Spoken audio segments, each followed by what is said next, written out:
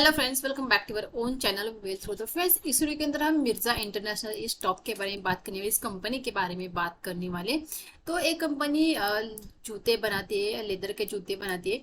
तो इनका जो फेमस जो ब्रांड है रेड टेप, तो ये आप सबको पता होगा कि बहुत लोगों ने इनके इस ब्रांड के जूते यूज भी किए होंगे। तो इस स्टॉक के अंदर हमें एक भारी गिरावट देखने को मिली है। तो इसकी वजह क्या है?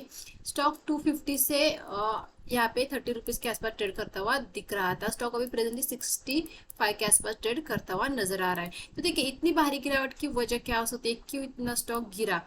तो जो इनका जो मेन ब्रांड है जो रेड टेप, तो वो वहाँ पे डिमर्ज हो रहा है, वो अपने ब्रांड को अलग कर रहे हैं। तो इसकी वजह से ये स्टॉक में इतनी भारी गिरावट हमें देखने को मिली है। अगर कंपनी की अगर बात करें तो कंपनी बहुत अच्छी है, कंपनी के फंडामेंटल अच्छे दिख रहे हैं। लेकिन सिर्फ एक डीमर्ज के न्यूज़ की वजह से स्टॉक में एक भारी गिरावट देखने को यहाँ पे मिल रही है। तो क्या हमें इतनी भारी गिरावट में मौका ढूंढना चाहिए क्या हमें 65 के आसपास स्टॉक यहाँ पे मतलब 250 का स्टॉक हमें 65 के आसपास मिल रहा है, तो क्या हम तुरंत बाय करें? क्या एक अच्छे लेवल पे स्टॉक दिख रहे हैं? क्या हम इस लेवल पे स्टॉक बाय कर सकते हैं क्या?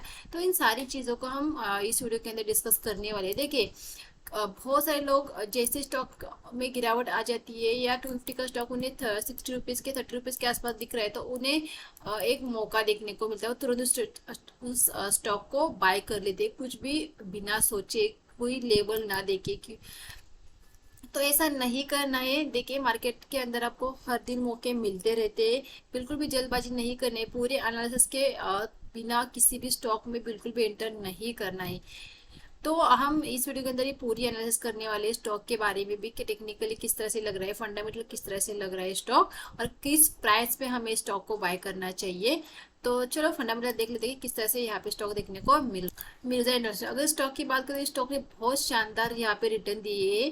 अगर प्रेजेंटली स्टॉक 65 के आसपास यहाँ पे ट्रेड करता हुआ दिख रहा है, लेकिन अगर यहाँ पे देखिए स्टॉक में एक लोअर सर्किट लगता हुआ दिख रहा है। जैसे न्यूज आई, स्टॉक 30 रुपीज के आसपास ओपन हुआ, वहां से स्टॉक ऊपर गया 65 तक, मतलब कि अप ट्रेंड में स्टॉक, मतलब अपर सर्किट में स्टॉक ऊपर चलता गया, फिर यहाँ पे लोअर सर्किट लगता हुआ दिख रहा है 2 दिनों से। मतलब देखिए, इस तरह से हम फंस जाते हैं, जल्दबाजी जब भी कर लेते हैं ना, तो इस तरह से हम फंसने के चांसेस बहुत ज्यादा रहते हैं। तो स्टॉक में यहाँ पे 2 दिन से अब यहाँ पे लोअर सर्किट लगता हुआ दिख रहा है। अगर 1 ईयर की बात करें तो 1 ईयर के अंदर स्टॉक ने 138 रुपीज के यहाँ पे अच्छे रिटर्न्स दिखाए, 73 का हाई लगाया स्टॉक ने यहाँ पे। अगर यहाँ पे अगर हम देखेंगे, 1 मंथ के 1 ईयर 1 मंथ के अगर रिटर्न देते हैं, 1.10% के रिटर्न, मतलब 1 से 10 रुपए के रिटर्न यहाँ पे देखने को मिल रहे हैं, 1 से 2% के रिटर्न यहाँ पे देखने को मिल रही है। मतलब देख सकते हैं कितने शानदार रिटर्न इसने, मतलब आपके पैसे को डबल किया है इस स्टॉक ने 1 मंथ के अंदर।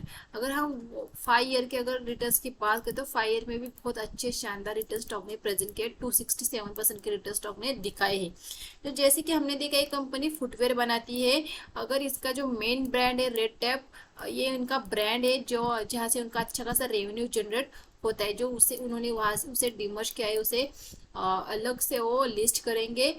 तो जिनके पास भी ये स्टॉक है, मतलब उनके पास अगर मिर्जा इंटरनेशनल का एक स्टॉक है, तो उनको रेड टैप का एक स्टॉक मिलेगा, मतलब 1:1 का वहां पे उनको स्टॉक दिया जाएगा। अगर इस कंपनी के अगर मार्केट कैप की बात करें तो एक स्मॉल कैप स्टॉक है, 9.59 करोड़ की इसकी मार्केट कैप हमें यहाँ पे देखने को मिल रही है। अगर कंपनी की फाइनेंशियल की अगर बात कर ले, कंपनी की फाइनेंशियल की अगर बात करें तो देखिए हर साल यहाँ पे रेवेन्यू में बढ़ता हुआ दिख रहा है।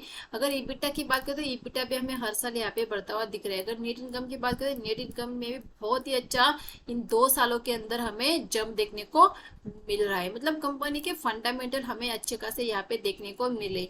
इसके अलावा कंपनी के यहाँ पे कोई भी रेड फ्लैग नहीं है। कंपनी स्टॉक बिल्कुल भी ओवरबर्थ भी हमें नहीं देखने को मिल रहा है। अगर स्टॉक की अगर प्रमोटर की बात करते हैं, अगर कंपनी के प्रमोटर की बात करें तो 71% यहाँ पे कंपनी के हाथ में हिस्सेदारी है, प्रमोटर के हाथ में हिस्सेदारी है।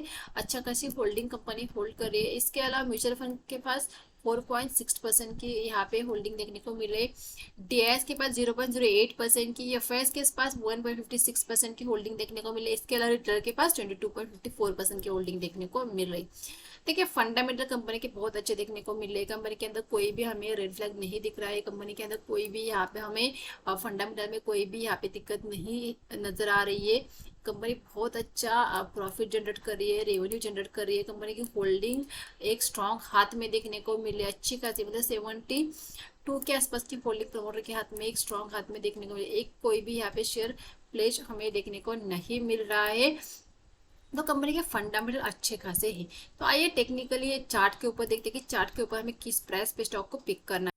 तो यहाँ पे हमने मिर्जा यहाँ पे चार्ट लगा के रखा है।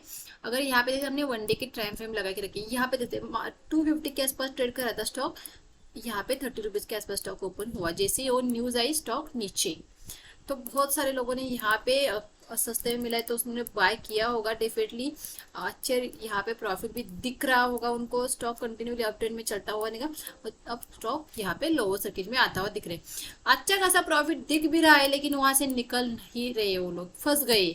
तो ऐसा हो जाता है, देखिए न्यूज के चलते मार्केट के इस स्टॉक के अंदर इस तरह से मोमेंटम आ जाते हैं। तो क्या अब स्टॉक किस लेवल तक आ सकता है और किस लेवल पे हमें स्टॉक को बाय करें, देखिए कंपनी के फंडामेंटल बहुत अच्छे दिख रहे हैं और फिर से इस स्टॉक के अंदर भी हमें एक मोमेंटम दिखेगा, लेकिन तुरंत इस स्टॉक के अंदर एक अच्छा मोमेंटम या स्टॉक ऊपर की तरफ जाता हुआ नहीं दिखेगा, स्टॉक यहीं पे रुका हुआ दिख सकता है।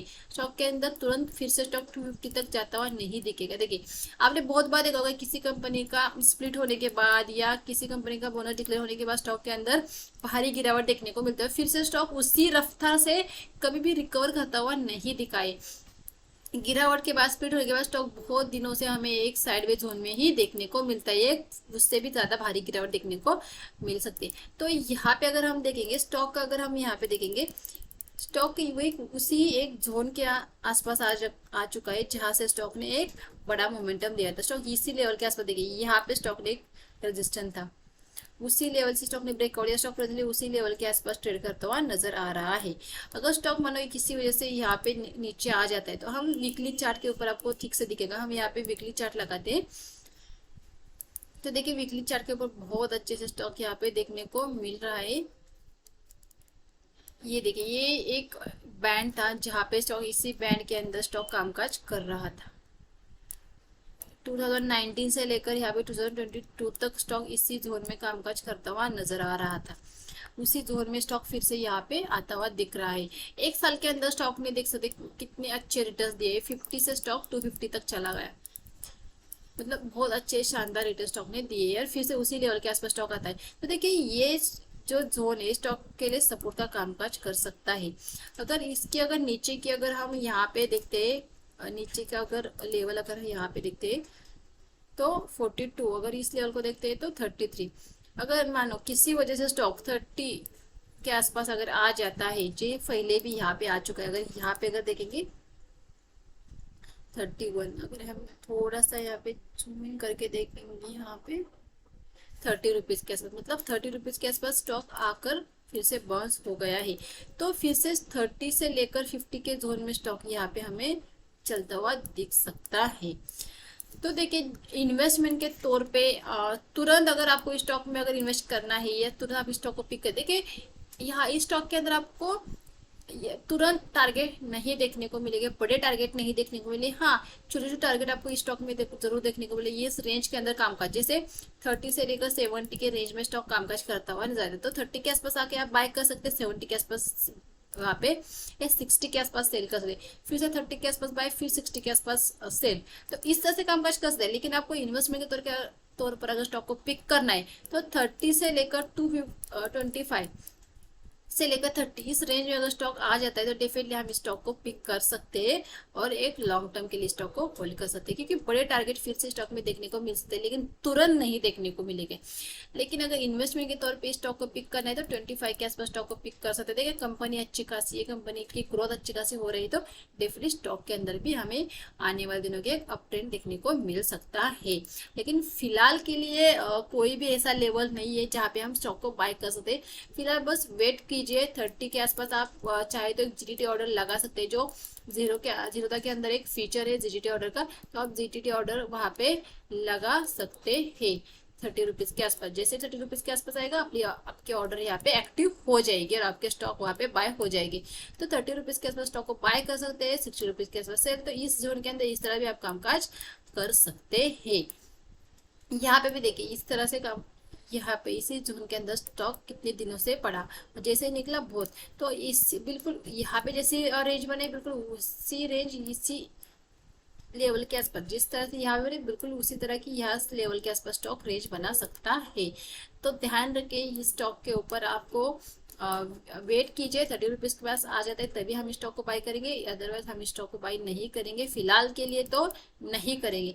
आगे अगर फिर रेंज बनती है और रेंज का अगर ब्रेकआउट हो जाता है तो फिर वो अलग बात है, फिर हम अलग से एनालिसिस करेंगे और फिर हम अलग से लेवल देखेंगे। लेकिन फिलहाल करें 30 रुपीज के आसपास आ जाते तो डेफिनेटली हम बाय करने के लिए रेडी रहेंगे।